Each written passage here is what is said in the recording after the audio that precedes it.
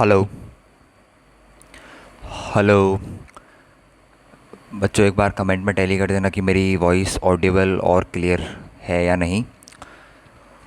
So good evening, good afternoon या फिर good morning, जिस भी टाइम में आप मेरी वीडियो देख रहे हैं। बेस्ट विशेस टू ऑल और होप कि आप सभी लोग फाइन होंगे। और एक और होप होगी मेरी कि आपने मेरी बेसिक मैथमेटिकल टूल्स की प्लेलिस्ट पूरी शुरू से लेके लास्ट तक बिल्कुल ख़त्म कर दी होगी। उसके जो मैंने क्वेश्चंस कराए थे, आठ आठ या 10 के करीब क्वेश्चन थे वो भी आपने इजीली सॉल्व कर लिए होंगे अगर आपने वो प्लेलिस्ट मेरी अच्छे से देखी हुई है। कोई उतने टिपिकल क्वेश्चन नहीं थे।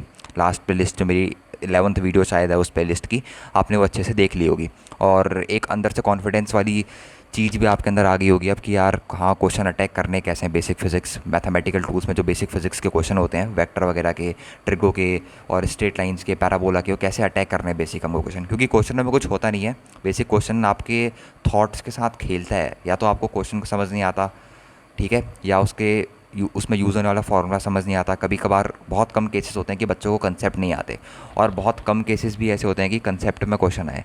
कंसेप्ट में क्वेश्चन आने के केसेस बहुत कम रहते हैं। ज़्यादा केसेस यही रहते हैं कि आपके पास डायरेक्ट फार्मूला से उठ के क्वेश्चन आता है। खासकर जेई मेंस जैसे एग्जाम में और जो ओलंपियाड होते हैं छोटे छोटे लेवल के, उनमें यही प्रोबेबिलिटी रहती है कि डायरेक्ट फार्मूला बेस्ड आपके क्वेश्चन उठ के आ जाते हैं। और जो एक आधा क्वेश्चन मैं कहूँ कंसेप्ट पे आते हैं, वो उन्हीं बच्चों के लिए होते हैं जो रैंकर आते हैं, जो टॉप 10 टॉप 100 को ड्रीम कर रहे हैं। तो आपको वो क्वेश्चन भी करने पड़ेंगे जो थोड़े से टिपिकल लेवल पे होते हैं, क्योंकि वो बेसिकली आप लोगों के लिए ही डिज़ाइन होते हैं। वो कंपटीशन सेट करता है बेसिकली अंडर 100 रैंक में, कि जो बच्चे अंडर 100 रैंक ला रहे हैं वो बच्चा, जैसे पेपर मान लो जी एडवांस का मैं एक एग्जांपल दे रहा हूँ, 360 नंबर का पेपर होता है। तो टॉपर का स्कोर लगभग 340 से 350 के बीच, 345 के बीच में वेरी करता है। अब AIR 1 का स्कोर मान लो 340 आया, वहीं AIR जो 2 होता है अपने पास, उसका स्कोर ऐसे ही रहेगा यार 336। तो एक क्वेश्चन 4 नंबर का हो गया, और एक 4 नंबर के क्वेश्चन ने एक ऑल इंडिया रैंक 1 उससे छीन ली। तो यही रहता है, एक क्वेश्चन उसको ज़्यादा आता था, मतलब थोड़ा सा उसको कंसेप्ट उस क्वेश्चन का ज़्यादा आता था।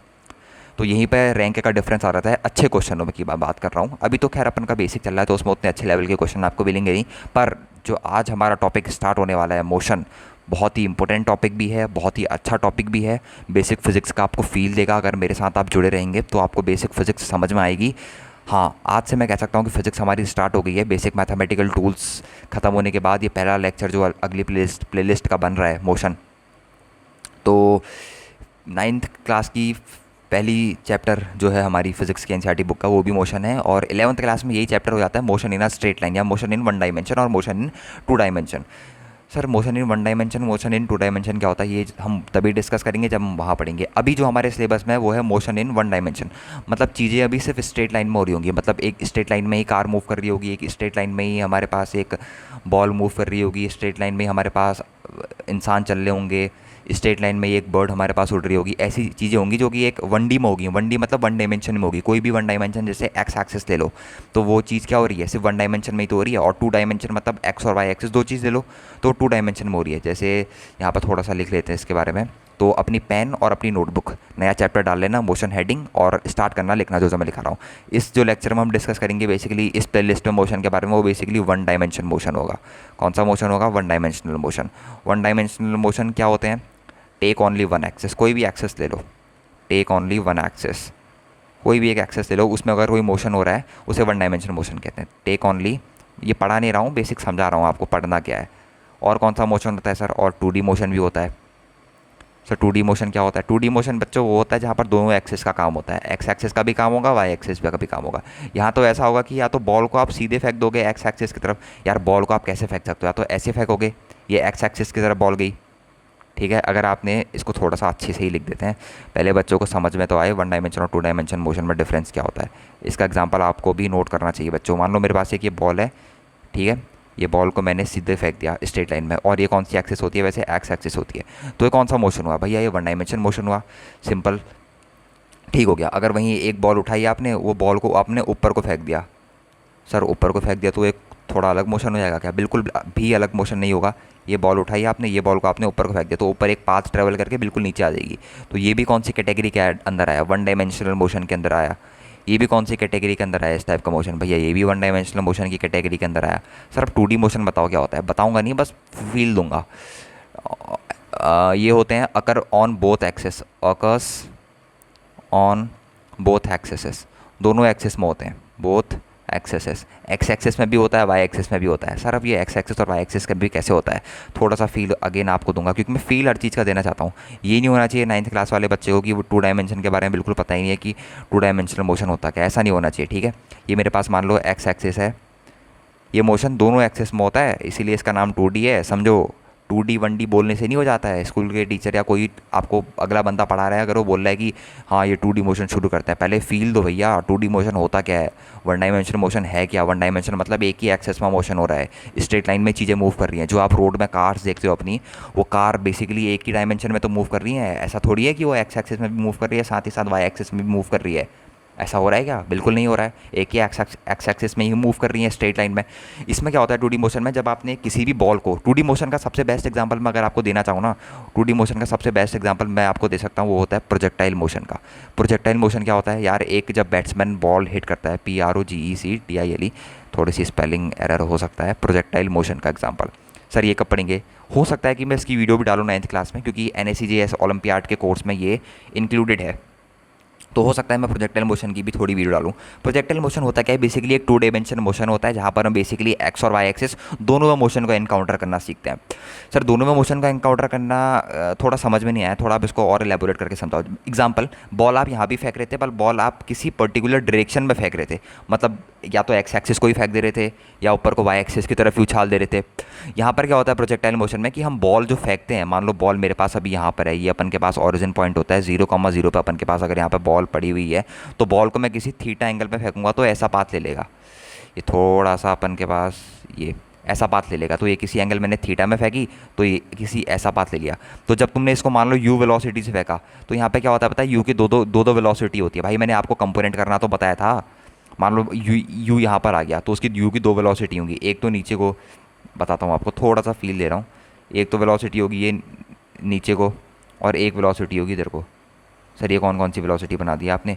कुछ नहीं वेलोसिटी है, ये एंगल थीटा होता है। वेलोसिटी के कंपोनेंट बेसिकली ये अभी भी आगे को यू ही जा रहा है, पर यू का एक यहाँ कंपोनेंट हो जाएगा, एक यू का यहाँ कंपोनेंट हो जाएगा। तो बेसिकली जो आपकी यू वेलोसिटी यहाँ पर भी बॉल को थी, यहाँ पर भी बॉल को वेलोसिटी यू थी, इनिशियल वेलोसिटी, यहाँ पर भी यू है, पर यहाँ पर यू जो है वो रिजॉल्व हो गई है 2 कंपोनेंट पर। वाई एक्सिस में कंपोनेंट में रिजॉल्व हो गई है, एक्स एक्सिस के कंपोनेंट में रिजॉल्व हो गई है। तो यहाँ पर ये समझने की बात है कि अगर 2 डायमेंशन कंपोनेंट में इवॉल्व हो जा रही है, तो इस टाइप के मोशंस को अपन बोलना शुरू करते हैं 2D मोशन या फिर प्रोजेक्टाइल मोशन।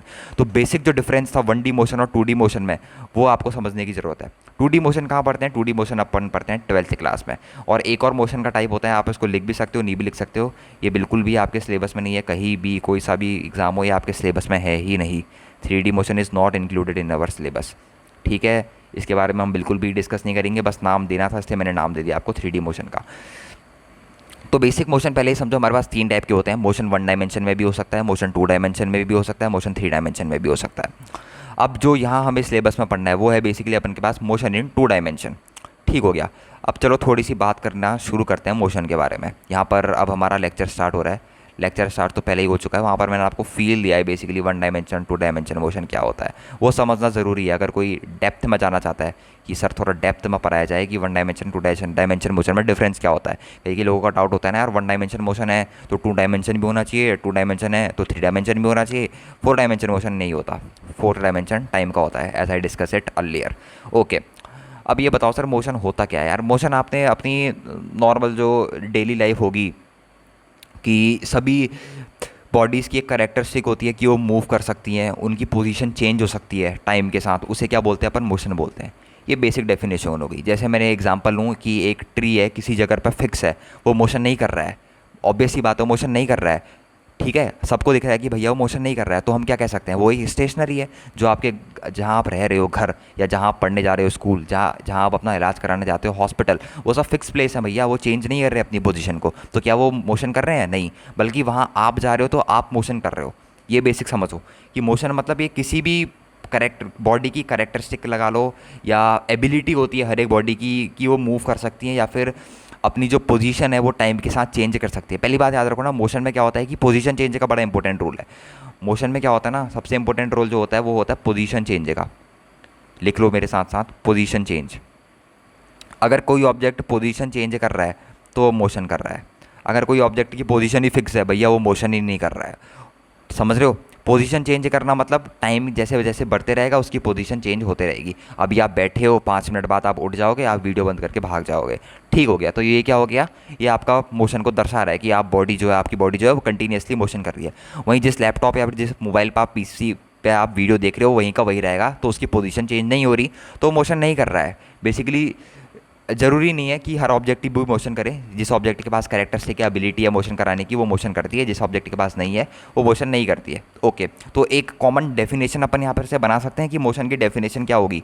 थोड़ा मैं बोलूँ मोशन की डेफिनेशन को, पहले बोल लेते हैं कि एक कॉमन कैरेक्टरिस्टिक किसकी, सभी मूविंग बॉडीज़ की। अ common characteristic of all the moving bodies is that they change their position. किसके साथ भाई, पोजीशन किसके साथ चेंज होगी, इंसान के साथ थोड़ी चेंज होगी। इंसान की पोजीशन चेंज होती है किसके साथ, टाइम के साथ। कहते नहीं यार वो बंदा अभी पुलिस में दरोगा था, फिर धीरे धीरे इंस्पेक्टर बन गया, फिर उसके बाद सब इंस्पेक्टर बन गया, जो भी बनते हैं आगे मेरे को पता नहीं है। पर बेसिकली क्या हो रहा है, टाइम के साथ साथ उसकी पोजीशन चेंज हो जा रही है। पर वहाँ पे पोजीशन किस चीज़ की है, वहाँ पे पोजीशन पोस्ट की है। और यहाँ पे पोजीशन किस चीज़ की है, यहाँ पर पोजीशन है उसके वो डिस्टेंस की, कि क्या वो अपने डिस्टेंस चेंज कर पा रहा है, क्या वो अपने एक्स और वाई की डिस्टेंस जो है उसके कोऑर्डिनेट की क्या वो चेंज कर पा रहा है। तो यहाँ पर वो पोजीशन की बात होती है।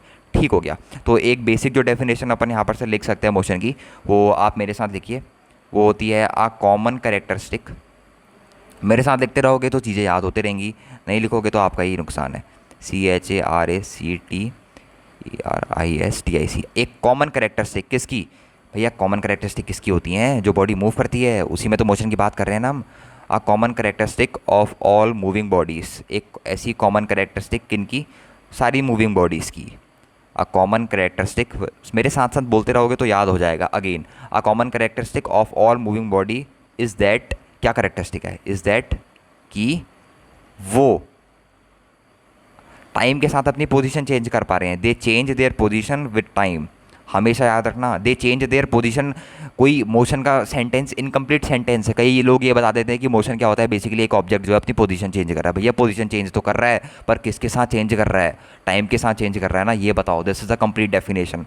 This is not a complete definition किया complete. A common characteristic of all moving bodies is that they change their position with time. बहुत इंपॉर्टेंट है, टाइम का बहुत इंपॉर्टेंट रोल हो जाता है फिजिक्स में, खासकर मोशन वाले चैप्टर में। ठीक हो गया। अ common characteristic of all moving body is that they change their position, is that they change their position, they change their position with time. ये बहुत इंपॉर्टेंट कॉन्सेप्ट और बहुत important definition, they change their position with time.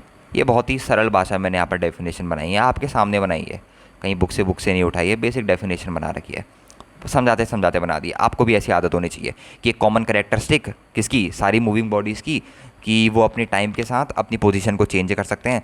उसी common characteristic को अपन क्या बोलते हैं, motion बोलते हैं। पोजीशन चेंज हो रही है, मोशन है। किसके साथ पोजीशन चेंज हो रही है, टाइम के साथ। अगर पोजीशन चेंज हो रही है तो वो ऑब्जेक्ट क्या कर रहा है, अपन के पास मोशन कर रहा है। ठीक हो गया सर, ये तो समझ में आ गया। अब हमें ये बताओ कि और क्या क्या है, बस मोशन इतना ही था क्या, कि अगर पोजीशन चेंज कर रहा है टाइम के साथ तो उसे हम मोशन कहेंगे। नहीं यार, अब थोड़ा क्या करता हूँ मैं, आपको थोड़ा और डेप्थ में ले जाने की कोशिश करता हूँ। ठीक हो गया।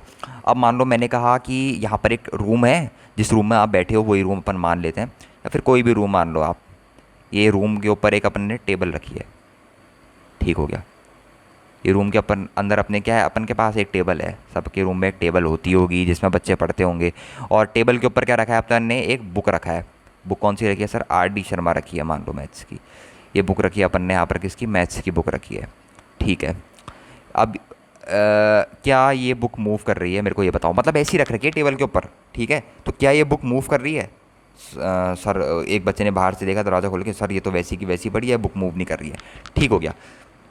अभी क्या था, अभी इस बुक को किसने देखा, किसने कहा कि बुक मूव नहीं कर रही है, क्योंकि ये बुक अभी एक रूम में रखी थी और रूम के हिसाब से मूव नहीं कर रही है। The book is not moving with respect to book, with respect to sorry room. ये बुक किसके रिस्पेक्ट में अभी मूव नहीं कर रही है, रूम के रिस्पेक्ट में। भाई हमारे पास क्या था, एक बुक थी जो कि प्लेस करी थी एक टेबल में, और हमने कहा कि टेबल में ही रहेगी और ये रेस्ट में है, ये मूव नहीं कर रही है।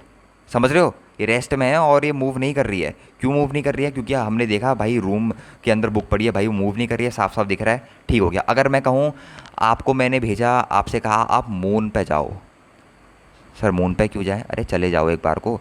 यहाँ पर मान लो मेरे पास एक मून है, मून पे आपको मैंने खड़ा कर दिया, सर खड़े नहीं हो सकते मून। अरे मान लो भैया, मून में खड़ा कर दिया। अब मून के हिसाब से क्या है भैया, ये टेबल किसके अंदर रखी है? रखी तो मैंने अर्थ के अंदर है। रखी तो मैंने बच्चों, ये टेबल किसके अंदर है?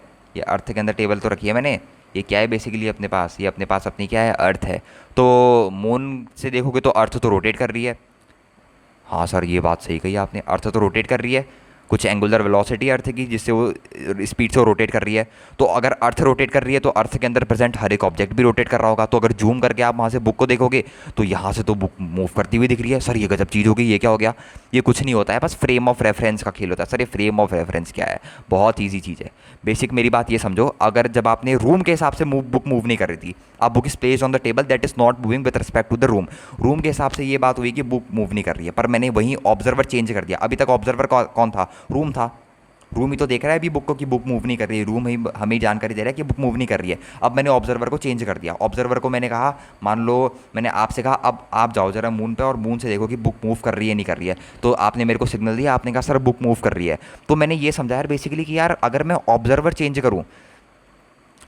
चेंज करूँ जो उस पर्टिकुलर चीज़ को देख रहे हैं जिसमें मोशन हो रहा है या नहीं हो रहा है, तो मेरे पास मोशन में कुछ तो डिफरेंस आ रहा है। कुछ तो डिफरेंस आ रहा है, क्योंकि जब मैं रूम के हिसाब से देख रहा था तो बुक मेरे पास रेस्ट में थी, और जब मैं इंसान के हिसाब से देख रहा हूँ तो बुक मेरे पास मोशन कर रही है। भाई बुक भी घूम रही है क्योंकि पूरी पृथ्वी घूम रही है, तो पृथ्वी के अंदर हर एक ऑब्जेक्ट जो प्रेजेंट है वो भी घूम रहा है। तो यहाँ पर वही चीज़ आ जाती है, क्या बोलते हैं उसे? Frame of reference. ठीक है, समझ रहे हो कि दोनों के पर्सपेक्टिव में चीज़ों का मतलब और चीज़ों का मोशन अलग अलग हो जाता है। जैसे अभी तक कितनी बार रिपीट करूँ एग्जांपल को? एक और एग्जांपल ले लेते हैं, चलो ट्रेन के डब्बों का एग्जांपल ले लेते। ट्रेन के डब्बों में मान लो जैसे ये पटरी में एक ट्रेन खड़ी है, थोड़ा इमेजिनेशन फिजिक्स में ज़्यादा चाहिए होता है। ये मान लो ये पटरी में अपन के पास एक ट्रेन खड़ी है। थोड़ी मेरी डायग्राम को नेगलेक्ट कर देना बच्चों, यहाँ पे थोड़ा मुश्किल रहता है वन नोट पर डायग्राम को बनाना। ट्रेन भी मेरी ऐसी बनेगी खटिया सी। ठीक हो गया सर, आप पढ़ा दो बस अच्छे से, डायग्राम तो हम साइन कर लेंगे।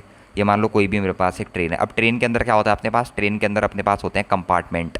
मान लो ये पहला कंपार्टमेंट, ये दूसरा कंपार्टमेंट, ये तीसरा कंपार्टमेंट, ये चौथा कंपार्टमेंट, 4 कंपार्टमेंट है। आप बैठे हो दूसरे कंपार्टमेंट में। मान लो आप दूसरे कंपार्टमेंट में खड़े हो। ठीक हो गया बच्चों, समझ में आ रहा है? आप दूसरे कंपार्टमेंट में क्या कर रहे हो? खड़े हो, और बाकी लोग भी खड़े हैं। या फिर मान लो आप दूसरे कंपार्टमेंट में बैठे हो, बाकी लोग भी बैठे हैं। अब आपके हिसाब से बाकी लोग कैसे हैं? यार बाकी लोग सर रेस्ट में है, बिल्कुल कोई मूव नहीं कर रहा है, पोजीशन चेंज नहीं हो रही है टाइम के साथ। तो बाकी बंदे किस में है? रेस्ट में है, आपके हिसाब से रेस्ट में है। वहीं अगर मैं बात करूँ जिस ट्रैक में रेल चल रही है, ये कौन सा ट्रैक है?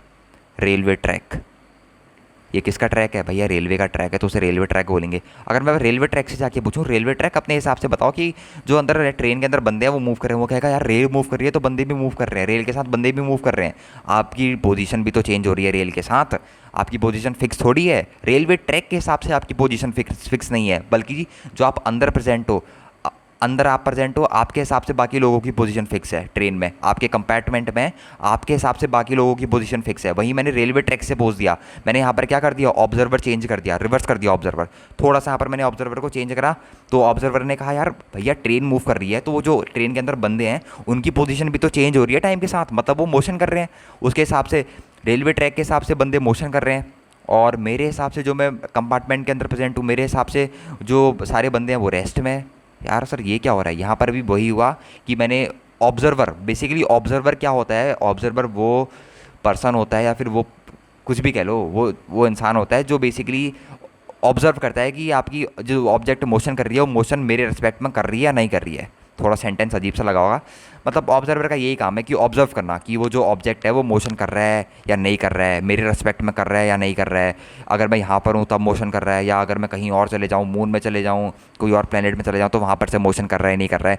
ये काम होता है बेसिकली ऑब्जर्वर का, ये जज करना कि मेरे रेस्पेक्ट में जो ऑब्जेक्ट है वो मोशन कर रहा है नहीं कर रहा है। जैसे यहाँ पर बुक का एग्जाम्पल दिया था, बहुत बढ़िया एग्जाम्पल है, हर बुक में आपको मिल जाएगा कि टेबल में रखी है रूम के रेस्पेक्ट में वो रेस्ट में, और मैंने वहीं ऑब्जर्वर को वहाँ पर ना चाँद में भेज दिया, मून में भेज दिया, तो उसके रेस्पेक्ट में वो मोशन कर रही है।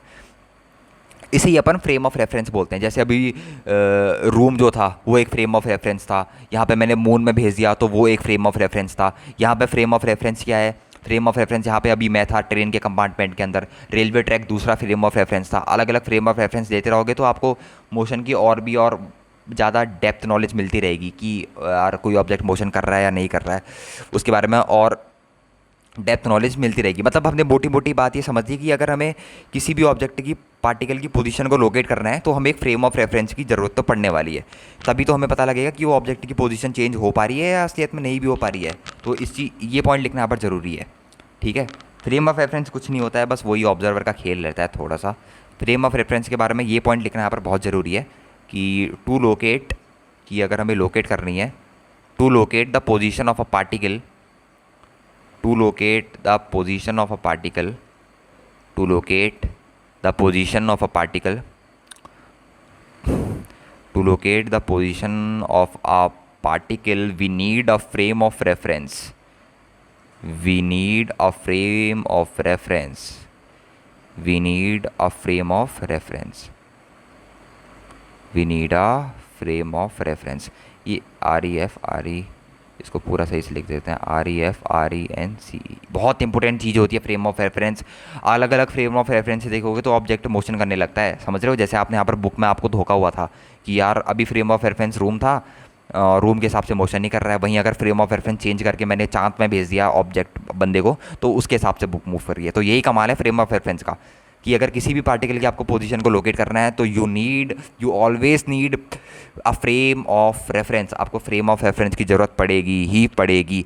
और सर अब ये बताओ कि यार फ्रेम ऑफ रेफरेंस अब हर सवाल में हम चेंज करते रहेंगे क्या? मतलब कभी इसको लिया, कभी उसको लिया, कभी कुछ और ले लिया, कभी कुछ और ले लिया? नहीं, एक कन्वीनियंट वे होता है फ्रेम ऑफ रेफरेंस चूज़ करने का। और जो हम फिजिक्स में बेसिक सबसे अच्छा वे यूज़ करते हैं फ्रेम ऑफ रेफरेंस चूज़ करने का, वो होता है हमारे पास कोऑर्डिनेट सिस्टम।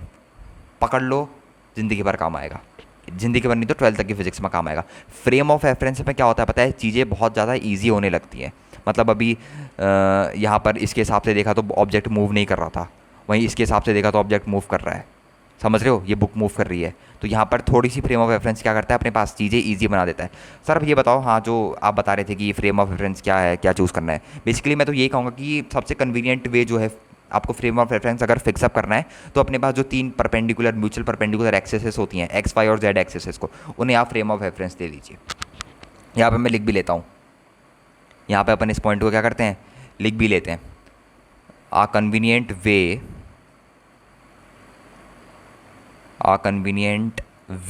आप भी मेरे साथ लिखते रहना। A convenient way to fix up the frame of reference, a convenient way to fix up the frame of reference, a convenient way to fix up the frame of reference is to choose the three mutual perpendicular axes, the three mutual perpendicular axes, the three mutual perpendicular axes। ठीक हो गया। अब वो 3 mutual perpendicular axes क्या होती थी, कैसे बनती थी यार, ये तो सब याद ही होगा। तीनों आपस में परपेंडिकुलर रहती हैं और एक्सेस भी 3 ही होती हैं, एक्स वाई और जेड एक्सेस। ये अपन के पास ये थोड़ा सा यार ये लाइन टेढ़ी खींचती है हमेशा इसमें। ये वाई एक्सिस होती है, ये अपने पास एक्स एक्सिस होती है और जेड एक्सिस ऐसी होती है, तीनों आपस में परपेंडिकुलर होती हैं। ये अपन के पास होती है जेड एक्सिस, ये अपन के पास होती है वाई एक्सिस, ये अपन के पास होती है एक्स एक्सिस। अब ये बताओ सर, ये फ्रेम ऑफ रेफरेंस सेट हो गया, अब इसके बाद क्या है? मतलब कैसे पता लगाएंगे कि ये इसके रेस्पेक्ट में ऑब्जेक्ट मूव कर रहा है नहीं कर रहा है? कोई भी ऑब्जेक्ट को लाके यहाँ पर खड़ा कर दो। मान लो जैसे आपको पता लगाना है कि एक इंसान है, वो मूव कर रहा है या नहीं कर रहा है। ठीक हो गया। ये इंसान के 3 कोऑर्डिनेट होंगे। एक कोऑर्डिनेट इसका एक्स में होगा, जो भैया ये बताएगा कि ये ऑब्जेक्ट जो है वो एक्स में कितना जा रहा है, और एक डायमेंशन होगा वाई एक्सिस का, जो बताएगा कि ये ऑब्जेक्ट वाई एक्सिस में जा रहा है नहीं जा रहा है, और एक डायमेंशन होगा इसका जेड एक्सिस का, जो ये बताएगा कि ऑब्जेक्ट जेड एक्सिस में जा रहा है नहीं जा रहा है। तो लेट सपोज कि मैंने पार्टिकल को एक्स एक्सिस में रखा है और मैं जानना चाहता हूँ कि पार्टिकल बेसिकली मोशन कर रहा है नहीं कर रहा है। तो अगर पार्टिकल की डिस्टेंस जो है वो अगर एक्स एक्सिस में चेंज हो रही है, मान लो अभी t=0 टाइम में लेते हैं, t=0 मतलब जब उसने चलना शुरू नहीं किया था तो उसकी जो पोजीशन थी वो x में भी 0 थी, y में भी 0 थी और z में भी 0 थी। अब मान लो t=1 सेकंड की बात करता हूँ, 1 सेकंड के बाद मान लो वो x में 1 यूनिट चल गया। t=0 में यहाँ पर था, ऑरिजिन में 0,0,0 पे यहाँ पर था, वो t=0 में 1 सेकंड में उसने 1 यूनिट कवर कर ली एक्स एक्सिस में। अब उसकी पोजीशन कितनी होगी? y में 0 है और z में भी 0 है, वो मैटर भी नहीं करता है। 1 सेकंड के बाद मान लो उसने x में 1 डिस्टेंस कवर कर ली, y में 0 है और z में भी 0 है, तो 1 सेकंड के बाद पार्टिकल की पोजीशन कितनी होगी 1,0,0, और t=0 में पार्टिकल की पोजीशन कितनी थी 0,0,0। तो यहाँ पर जो चेंज आ रखा है उसकी पोजीशन का x=0 से x=1 में जो चेंज आ रखा है उससे ही बेसिकली ये पता लगता है कि वो ऑब्जेक्ट मोशन कर रहा है या नहीं कर रहा है। अब आप कहोगे कि सर इसमें टाइम कहाँ गया। बेसिकली यहाँ पर कोई भी एक क्लॉक फिट कर लो, अपने हिसाब से क्लॉक सेटअप कर सकते हो कि मान लो 1 मिनट में वो 1 यूनिट चल गया एक्स एक्सिस में, तो टाइम भी मिल गया और साथ ही साथ अपन को ये भी पता लग गया कि वो उस ऑब्जेक्ट की पोजीशन भी चेंज हो रही है। तो बेसिकली मोशन की डेफिनेशन भी फॉलो हो रही है जो हमने ऊपर लिखी थी कि ये एक कॉमन कैरेक्टरिस्टिक की जो और सभी मूविंग बॉडीज़ होती है अपनी पोजीशन चेंज करती है टाइम के साथ। यहाँ पर पोजीशन भी चेंज हो रही है और टाइम भी चेंज हो रहा है, तो हम ये कह सकते हैं कि ये जो हमारे पास ऑब्जेक्ट था वो क्या कर रहा है, वो मोशन कर रहा है। और फ्रेम ऑफ रेफरेंस क्या है, किसके फ्रेम ऑफ रेफरेंस पे मोशन कर रहा है। फ्रेम ऑफ रेफरेंस हमारे पास है 3 एक्सिस, जो 3 एक्सिस हैं वो हमारे पास फ्रेम ऑफ रेफरेंस है इस पार्टिकल की। तो ये था, मतलब आज पहली वीडियो रखी मेरे मोशन की, तो बेसिक आपको समझाया यार फ्रेम ऑफ रेफरेंस क्या होता है, मोशन होता क्या है और मोशन कितने टाइप के होते हैं। पहले बताया यार 1D 2D और 3D 3 टाइप के मोशंस होते हैं। 1D और 2D तो हम डिस्कस कर लेंगे 12th लेवल की फिजिक्स तक, और 3D मोशन जो होता है वो basic engineering physics advance physics में ही अपन कवर करेंगे, वो हमारे स्कोप में भी नहीं है। और ये बताया कि मोशन क्या होता है, किसी भी एक कॉमन कैरेक्टरिस्टिक मूविंग बॉडीज़ की जिसके कारण वो अपनी पोजीशन टाइम के साथ चेंज करते रहते हैं, उसे अपन मोशन कहते हैं। और फ्रेम ऑफ रेफरेंस के बारे में बहुत थोड़ा बताया जो कि बहुत इंपॉर्टेंट भी था, क्योंकि फ्रेम ऑफ रेफरेंस जब तक आप सेटअप करना नहीं सीखोगे तब तक आप ये जज नहीं कर पाएगा कि वो पार्टिकल मोशन कर पा रहा है नहीं कर पा रहा है। जैसे यहाँ पर बुक का एग्जाम्पल था कि बुक अभी टेबल पे रखी हुई थी तो अभी रेस्ट पे थी। रेस्ट पे किसके रेस्पेक्ट में थी, रूम के रेस्पेक्ट में थी। वहीं अगर मोशन किसके रेस्पेक्ट में थी, अगर उसको मून में ला के रख दिया अपन ने जो ऑब्जर्वर है तो उसके रेस्पेक्ट में मोशन में थी। तो यहाँ पर फ्रेम ऑफ रेफरेंस का बहुत ज़्यादा इंपॉर्टेंट उपयोग होता है। तो आज की वीडियो में इतना ही रखते हैं यार, बेसिक मोशन आप इसको रिवाइज करना अच्छे से। अगली वीडियो में इसके बारे में और डिटेल में डिस्कस करेंगे, और भी अपन के पास बहुत एग्जांपल होते हैं मोशन को अच्छे से समझाने के लिए। इसके बाद average velocity, average speed, distance क्या होती है, डिस्प्लेसमेंट क्या होती है, बिल्कुल बेसिक से चलेंगे, वही एडवांस लेवल तक की फिजिक्स को कवर करेंगे। और इसमें कोई न्यूमेरिकल नहीं होता, बेसिक समझने का खेल है फ्रेम ऑफ रेफरेंस का। और जब रिलेटिव वेलोसिटी आगे आते रहती है तो फ्रेम ऑफ रेफरेंस उतना ही इंपॉर्टेंट होते रहता है। तो लाइक शेयर एंड सब्सक्राइब कर देना यार वीडियो को, और अपने फ्रेंड सर्कल में जिनको ज़रूरत है फिज़िक्स, जो अच्छे से पढ़ना चाहते हैं फिज़िक्स को, उनके साथ शेयर कर देना। और बहुत ही अच्छा वीडियो है, मस्ट वॉच वीडियो सभी बच्चों के लिए। तो आज की वीडियो में इतना ही रखते हैं यार, मिलते हैं नेक्स्ट वीडियो में। Okay bye.